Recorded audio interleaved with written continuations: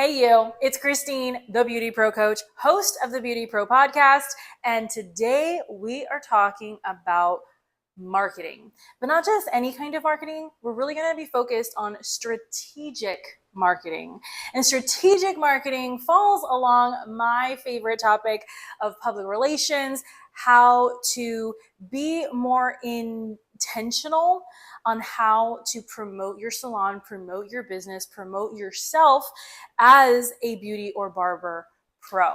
So if you have ever heard of public relations, or you've seen Sex and the City and you've seen Samantha Jones and her high value prostitution, that is not what we're talking about. We are talking about straight up marketing and how you get more eyes seen on your company, on what you've created, and get not only your ideal client, but also your ideal staff. Now, this is something that a lot of my coaching clients, they do come to me for, and they don't know how to get more people to know who they are, what they do, and all of that. I want you to focus on this, the actual words itself. Public relations. Public for everybody, right? The whole world, your whole community. And then relations. Relationships, baby, it's relationships. Relationships are the cornerstone of life and everything that we do. So if you are wanting to get more people inside of your business, you have to be personable, you know? You gotta be welcoming. You gotta be friendly. And I might have said this in a past episode, but if you want a friend, you gotta be a friend. You have to practice the golden rule in more ways than one in this life and in this business. Besides that, the beauty and barber industry is all about people. So if you don't have people in your chair, if you don't have people working for you, then you're like, what are you're just going to stand behind the chair and just do hair on the air? Like, no, that doesn't work. So public relations is public relationships. I want you as an artist to get creative in complete legal ways. Okay. Legal, follow the law. Okay. How are you going to build a relationship with your community? There's two questions that you need to be able to answer on a constant, frequent basis when it comes to strategic marketing. What's in it for me? What's in it for them? When you can answer these two questions, your relationship building is going to be a lot smoother, a lot easier, and it's going to flow. But even before you can answer those two questions, you need to rewind and really understand who you are as a beauty professional, who your business is, why anybody should care, and what sets you apart. It's the same thing that I'm constantly reiterating on the podcast, constantly talking to my coaching clients about, constantly talking to my own staff about. It is the who, what, where, when, why, and how of yourself as a human being, yourself as an artist, and then your business. I have said this in the different hair shows that I've gone to. I have said this to my coaching clients. I'm constantly talking about this, is that you are not your business. Your business has its own identity with its own financial numbers with the IRS and the banks and so on and so forth.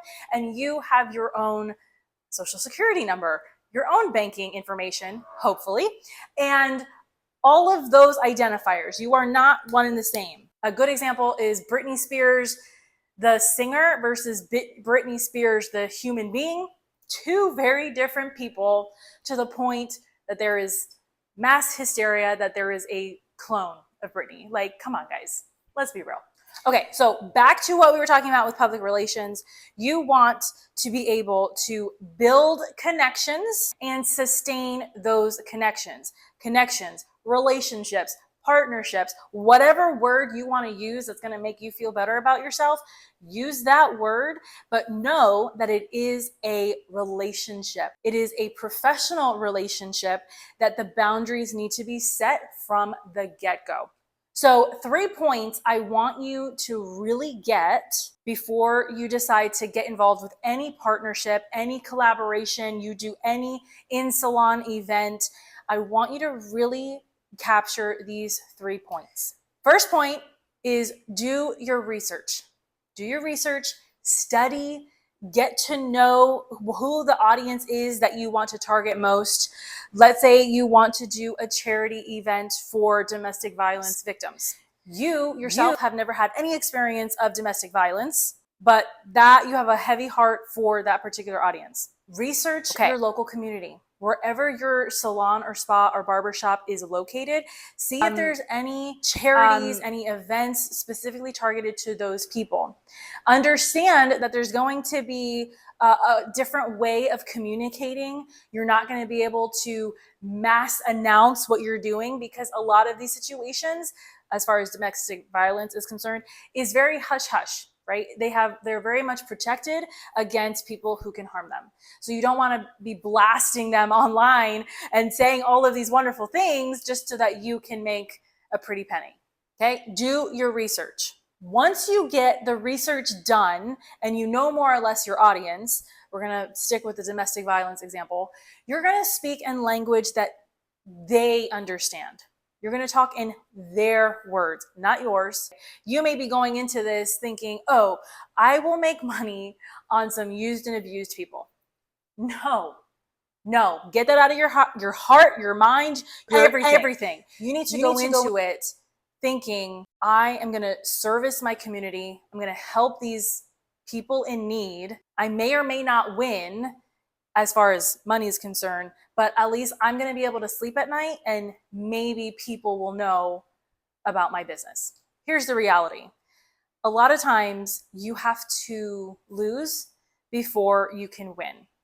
And if you're constantly going into events, promotions, collaborations, thinking that you're going to come out on top every single time, you're highly mistaken.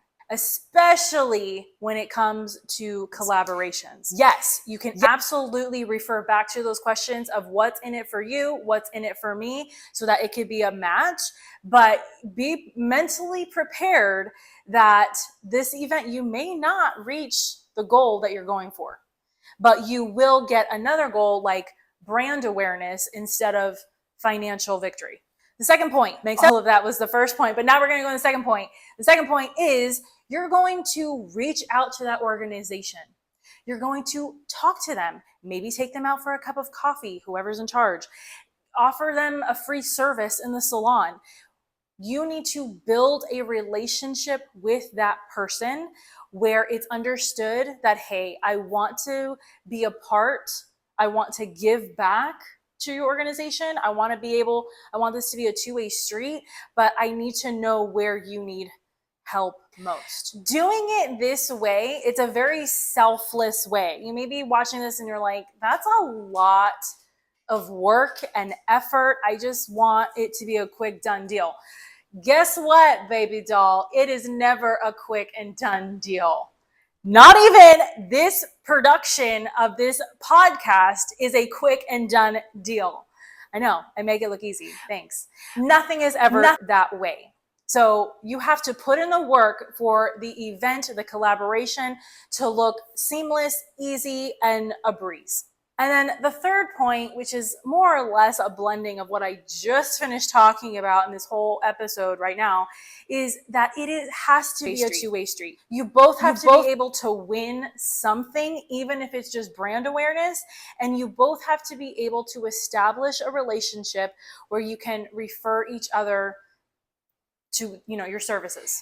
If that cannot be done, please don't even bother. There are a lot of programs out there, and I've actually interviewed some of them on the BeautyPro podcast, such as Maya. Go check out that episode. Salon Connoisseurs, check out that episode, which really talks about the social media aspect, getting your name out there. You are basically paying for a service for someone else to kind of do the heavy lifting for you. And there's nothing wrong with that. There is a time and place for everything, for everyone in this industry. What I am saying is that you need to have the background information, the meat and potatoes, the foundation as to why you are going to be strategic in every approach that you make with every promo, every collaboration, every event that you do in the salon to get your name out there. Marketing is the big picture. It's the big strategy. And social media is just a tactic of how to achieve the big picture. Also, just because you have a strategy and just because you're executing it the way that I've been talking about, it doesn't mean it's going to happen overnight. I have worked with a particular organization doing their social media for about a year and a half or so.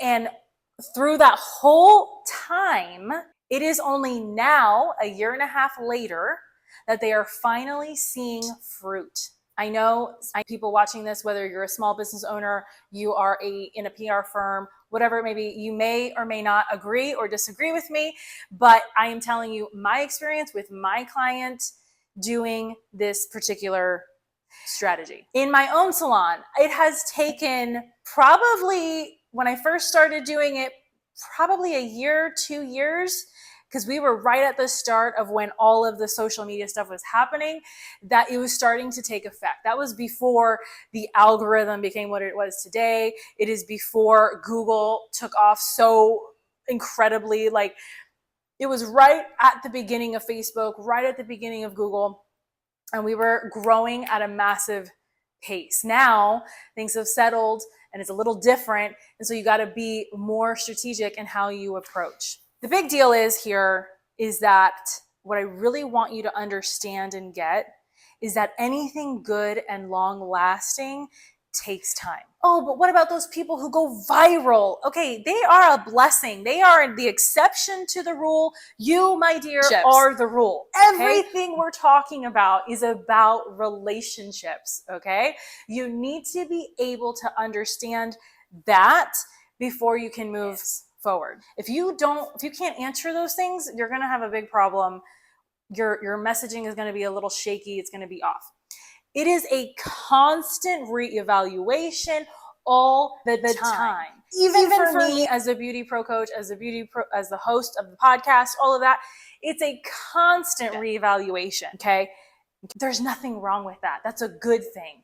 You are setting the layers and the tones and to push off for more success and more success and more success. A lot of what I'm talking about is about self-help. It's about emotional intelligence. It's about knowing the background of all of those different companies that can mass market that I'm talking about. Once you get super clear on marketing and what your business is, what your specialty is, who you are as a leader in your community, you're communicating your message properly, you're self-aware of your brand and yourself. All of this becomes super easy.